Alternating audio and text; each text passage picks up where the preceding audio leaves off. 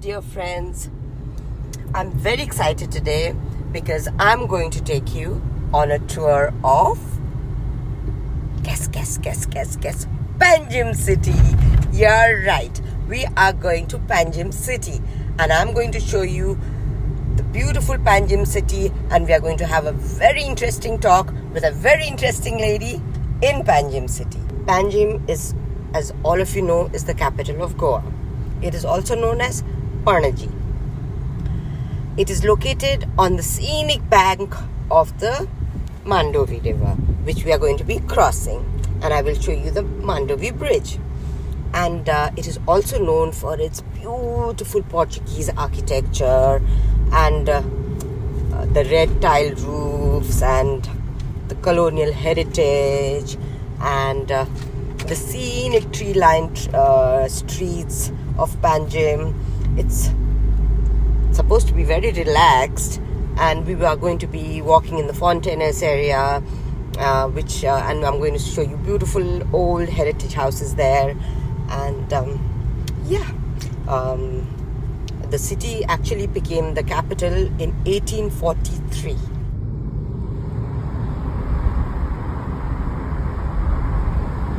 Today on Susa Stories with Shiva, I'm going to introduce you to a very interesting lady who leads a very interesting life.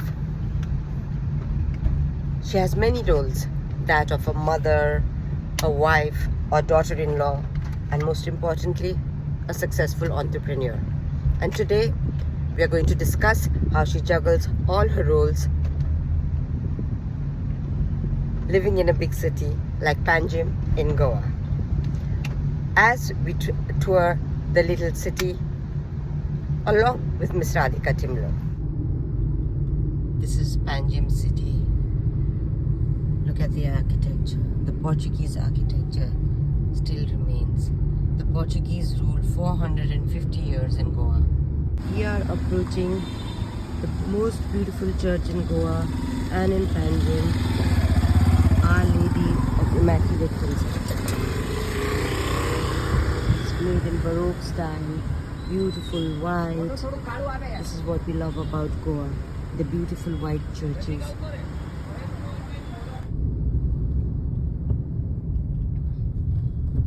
Coming to Panjim, you feel like you are in a different era, a different country altogether. It doesn't feel like you are in India anymore. This is spectacular.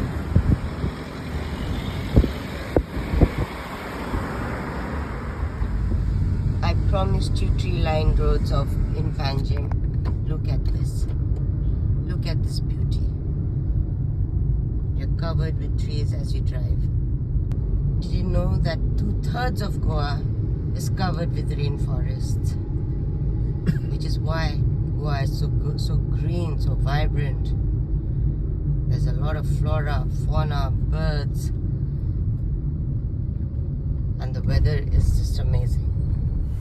Hi Shiva, welcome to Cafe Mira. Hi darling. I'm so happy to see you. So Radhika, what sparked the idea of a cafe? I have always had a passion for food. I can say I'm a closeted home cook. A home cook, I can say. And I used to cook at home for my parents. And then when I moved to Goa after I got married, I'm like, okay, I need to eat my chaat. There was no proper chaat that I could get here. There is a dearth of good chaat here. Yeah, and the chaat that I grew up with, the Bombay style chaat. So I'm like, okay, eventually once I settle in, the kids are born, all of that, I have a few years, I'll open something. So it's always been my project, and I have, I think, discussed with many people. So your menu covers South Indian as well as Gujarati influence? Yes, so the chaat, yes. So Mira was born basically out of two names, the first two letters of the two partners, so Menal and Radhika. Again, one fine day I had an epiphany. I'm like, oh my God, I think I know what the name of this place should be. Mira. It sounds good, it's cool, it's in Miramar. Yeah, and it's very catchy. It's catchy, it's international sounding. So anyways, that's how the name was born. We are almost 6 years old. We turned 6 in September. So yes. Wow. And yes, the food is intrinsic to the place I grew up in, which is my hometown, Bombay. and it's a combination of Gujarati, South Indian, and snacky stuff. And over the years, we've also added Goan snacky items like Good, ross good. omelette and cutlet pav. So Shiva- Radhika, what is all this? Oh, it's delicious food. It's food for the soul. It looks It's- yum. It's the food I grew up in. It's just wholesome and flavorful, delicious. So, beginning with this is a ghee sada dosa Okay. with the sambar, the tomato chutney, and the coconut chutney. You're having a fresh watermelon juice, no Yeah. added sugar. Yeah, Mind I say, good. a nice masala chai because this is chai pe charcha. A chai pe charcha. And the this filter- is our signature filter coffee, you know, our highest selling product, because I think we do make the best filter coffee in Goa. And I want you to try it. Okay, let me try this. So this filter coffee, I have to put in this. If you want, you can. Okay, It so just let's- reduces the heat. Let's try it. And this is our sabudana vada chaat. So what we've done is something called, we've taken a sabudana as is, and we've chartified it. Okay. Oh, So good we idea. have the dahi, you have the sweet chutney, you have the pudina chutney topped with pomegranate and peanuts. Literally, so you have the hot and the cold. Yeah, And perfect. it's a new addition to the family of chaats for Cafe Mira, and absolutely delicious. Okay, You must so try let's it. start.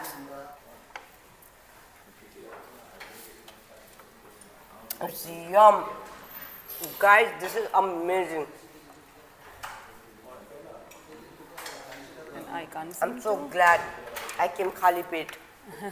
This vada pav is so unique to Bombay actually. Yeah. It's such a Bombaya dish. Yeah, it is. And we've transported it to Goa, and I would like you to, this is a piece of my Bombay to you. Thank you. Since I've moved from Bombay to Goa, Yes. the only thing I really missed was this, and finally I get it at Cafe Mira. Were there any major setbacks when you started, or any kind of business lesson you learned? Like any new business, you live and learn. You have to go through it Yeah, to learn it and then unlearn it. yeah, Staff issues, Yeah. issues with licenses, yeah. you know, customers saying the pricing is too high, you know, making sure the food is consistent. So all those issues crept up, but I think we kind of fought the odds. We have been consistent. We have stood our ground, and yes, after 6 years, we're still sitting here enjoying. Radhika, this question has been in my mind. I've been meaning to ask you for a long time. You come from a very affluent family. What made you want to start a own venture of your own? What was? So I've always been, so I would like to correct you a little bit. I'm married to an extremely influential family. I come from an upper middle class background. My husband and me met on shadi.com. Oh, interesting. So we met and we fell in love and decided to tie the knot. How long after you met did you guys About decide? 2 years. 2 years. Yeah, Okay. 2 years, and I can't tell you, I just married my soulmate in a way. Lovely, lovely man. Yeah, he is. And we have 2 lovely kids. There are many women who get married into affluent families, and they're happy with what they have. They're Yeah. happy with a husband, they'll have children, they'll become homemakers and twiddle their thumbs and do nothing that excites them or they're passionate So about. I have to say and that- which is very about you, which is what I admire about you. No, so what I have to say about that is that my parents inculcated certain values. I have been educated really well. I have done my MBA. I've done my post graduation, and when I've been always working. Started my career in a food company, moved on to wines, sold alcohol, moved for many years. Worked in a French company, Pernod Ricard, for almost I think 16 years or so. Yeah. Then moved to Goa. So I've always been a working person. I had my kids and I was still working. It's only when my kids were 3 that I decided that, okay, I will take a break, but then I thought I'm going to open this. Yeah. And I knew I was going to open this eventually. So it's always kept me busy. It keeps my mind alive. Of course, anything that you do, which is over and above family time, is a sacrifice. So yes, it keeps me busy, it keeps me alive, and I think it also keeps the relationship alive, I feel, in a way. There's respect, there's mutual admiration. Yeah, And true. I'm independent. Yeah. And I like that. And I think my husband and his family like that about me. How important is financial independence for you? very important. I never take anything for granted because today it's here, tomorrow it's not. So I've been very prudent in my financial planning. So not just with today's world, not just in today's time where I am earning decent money, but since I've been working, ever since I've been working, which is from the age of maybe 24, 25, I have been earning money, small amounts, but which thanks to my dad, it's been put away in prudent financial instruments, mutual funds, and fixed deposits and stuff like that, and little trading in stocks. But also most of my money is in mutual funds, which is safe and which eventually will give me the returns when I am much older. So financially, yes, I can say that I am independent. I can fend for myself. Oh, good.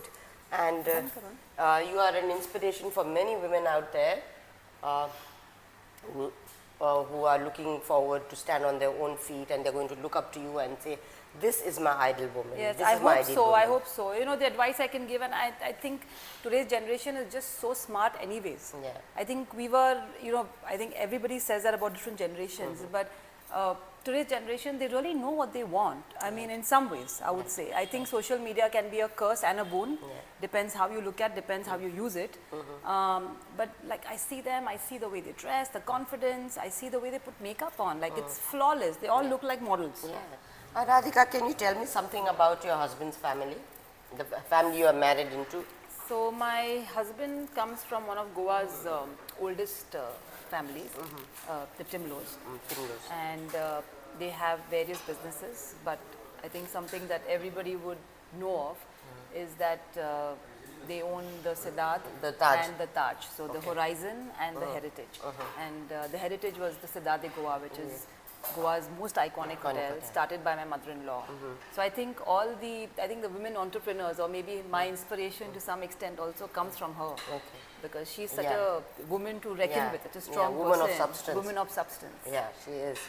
And so the two Taj hotels were not enough for you, that you wanted to start a restaurant for yourself.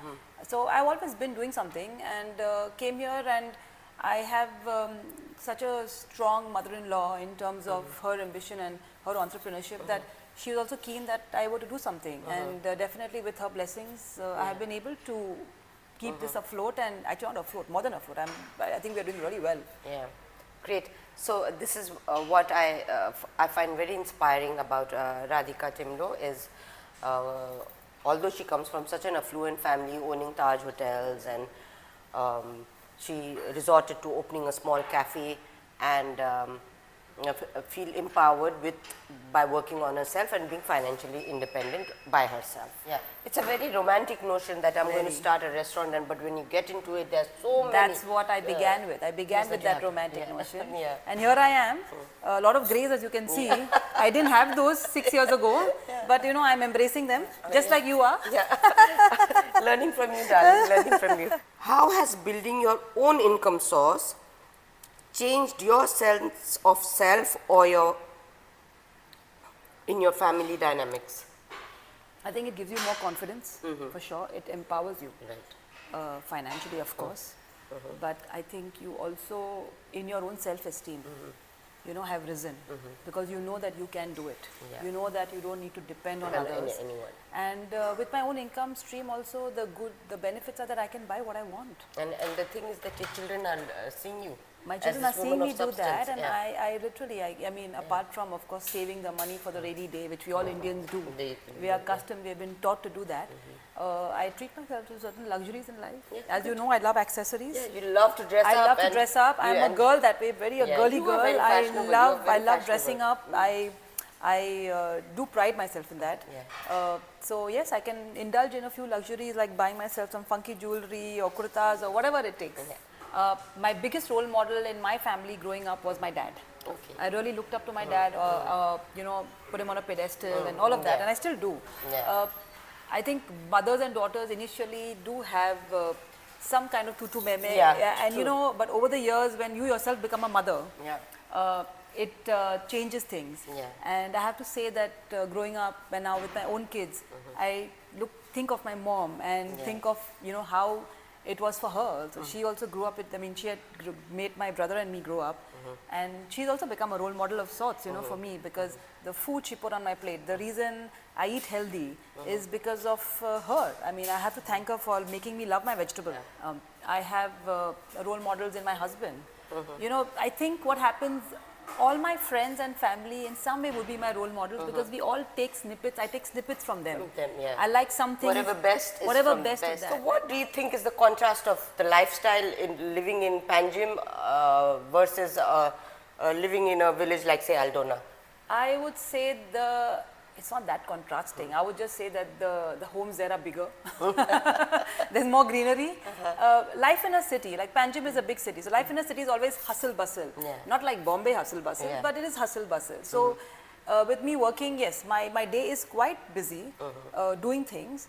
But I do make it a point because I'm in Goa. I have to enjoy the Susegad life, and I'm on Susegad stories. I was coming on to that. So I have to enjoy that, and I want to enjoy it. So I do make it a point, and I do take out time to meet my friends. I will drive if I need to drive to Moira or Aldona. I will meet you guys, but I do enjoy that. So it's a nice balance, and I said, you're in Goa, you're in the most beautiful part of this country. And how can you not love it? And how can you not love the people? What do you make of that word Susegad in your life, living in Panjim city? This is the city, as in I've spent my married life in this part. And I think Susegad is also a way of life. It's a way of life. It's in your mind. It's in your heart. The fact that you're in Goa, I think itself is a blessing, and itself is relaxing. It relaxes you. You know, it's Susegad. I have to say that when I do come to Olavli or Moira or Aldona or Asagam, no, actually not Asagam so much, but you know, there is a calmness. There's a calmness. But to tell you that there's a calmness also in the chaos of Panjim, because you have Fontines, which is the most beautiful little Latin quarters of Goa. You have Miramar Beach, you know, where you can go and ruminate over thoughts. So there is a Susegad anywhere. I think I can sit here when the cafe is empty and just stare, and that becomes also a Susegad way of living. Good. Perfect. That was a very good answer. So Radhika, you're a mother of two boys, right? Yes. How old are they? My twin boys are 11. 11. So how different do you think is bringing up a boy in comparison to bringing up a daughter?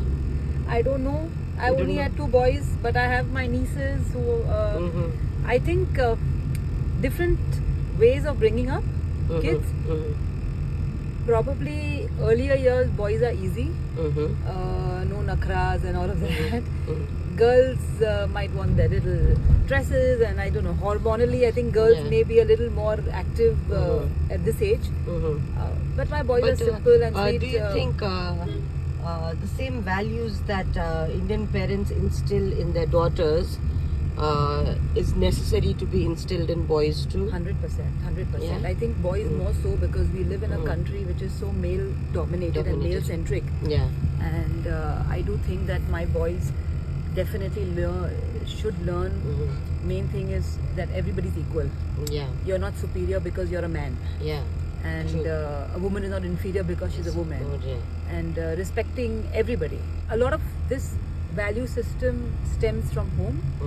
And then of course what they learn in school is another set, which is pretty much should complement what you're learning at home. Yeah.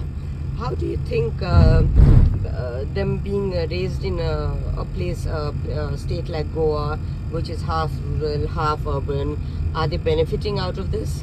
My kids are definitely sheltered. I have friends, very close friends who live in Bombay, and I do see a little differences in terms of the kids there. I can say those kids I think have grown up faster. Being in a bigger city, you know, more interactions with kids, exposure and is more exposure. I think it's a good thing that my kids have So lucky you take and this as a good a blessing that they grew up in Goa. I also feel that when you live in Goa, you have access to places like the jungles where you can go for hikes, the fauna, the flora, just things like reptiles. I mean, growing up in Bombay, you saw snakes only like in zoos or in movies. Here you can see snakes like at your own backyard. So, I believe you had children late in life? Yes, I got married at the age of 34 and I had my kids at 39 through an IVF procedure. Yeah. I had problems with conceiving. So I mean, luckily with so much medical advancement, I had two beautiful boys. Boys, yeah. And do you think it's come as a added bonus having children late in life? And I will look at it as you're more that settled, because you're much more mature. I think I will look at it as that. Yeah. Yes, I've had time to prepare. I've had the maturity. Yes, I am an older parent. So is Akash. But which is why also all the more reason for me to be strong and fit and active, so that I can still run after them. I can still be after them, and despite the age difference. Yeah. In a parent's time, people tended to have children very early. Yes. In the early 20s, they would start having Yes. popping children, and they didn't know how to deal with their life, whether to deal with their children, with their career, or marriage. It was all a mess. All a mess. But now, more and more youngsters are. I think they are opting to get married later. Also, you later have to the have option children. of freezing your eggs. So, do you think is it sensible to give out this message to the younger generation of girls and boys that are coming up? Is to first establish your career, have some financial security, marry later, and have children much later. I agree. My advice is yes, be independent, definitely be financially independent, because that really can come to your rescue in many ways. Aspects of Goan culture do you hope your children will carry with them as they grow? I hope they speak Konkani, for sure, Good. because that's Have important. they started learning? They have, and because my kids are half Goan. Yeah, and they belong to the state. They live belong in to the They are state. being raised. So yes, definitely love of football, Yeah. which is again a very Goan sport. Goan sport. It's world, but football is big in Goa. Food, like I think the seafood or the Goan food, they will embrace it. And hopefully I want them to also embrace Susegard life. I mean, you can't just be throughout be on running and after 24/7 Yeah. and you just can't be on all the Yeah, time. yeah. Shiva, let me just take you to one of my favorite places in Goa. What's it called? It's called Nad, Okay. N-A-D-A. It's a lovely coffee place. They have their own roasteries and it's got beautiful ceramics Oh, lovely. Let's go. and some yummy food, snacky food, but great coffees. Let's look at the ceramics. Yes. first.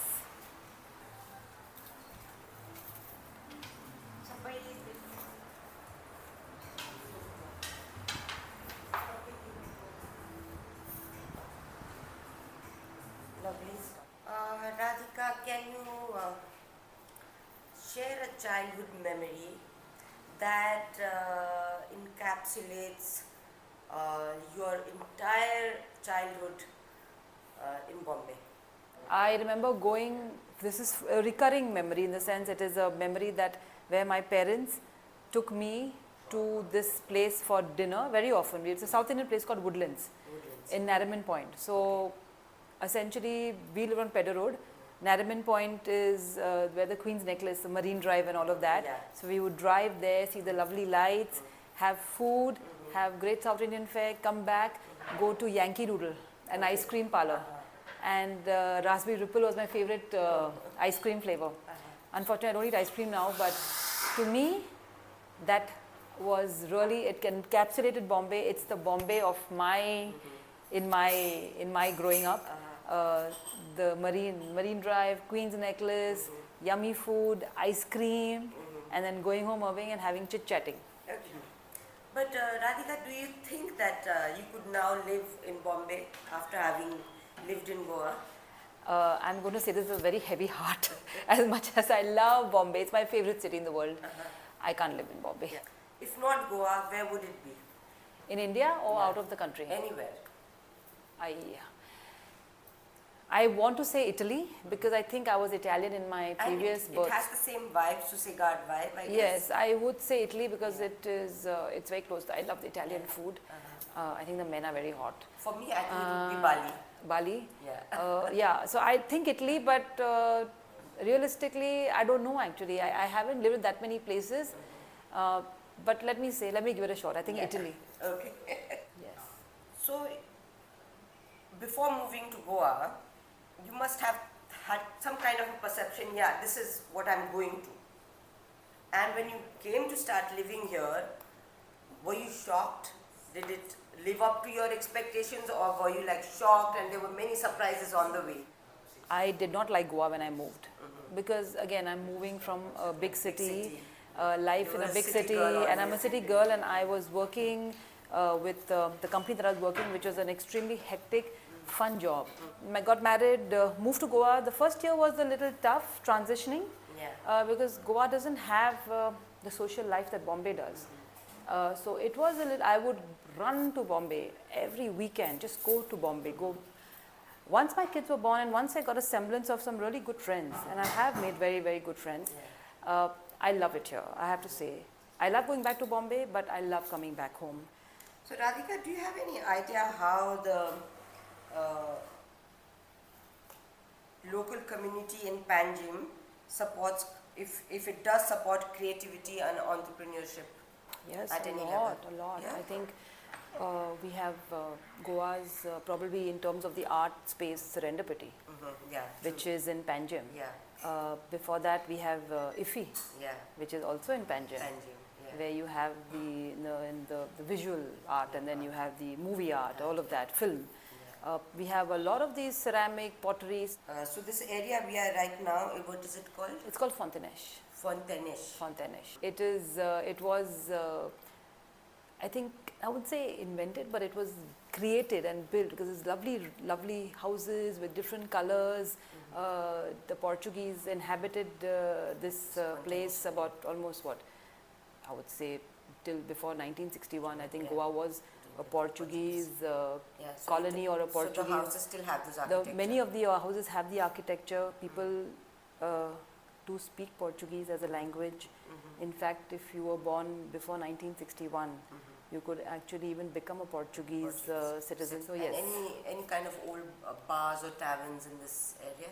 Not just bars, there are institutions which are like over 100 years old, or maybe I might get my math a little wrong, or maybe a little less than 100.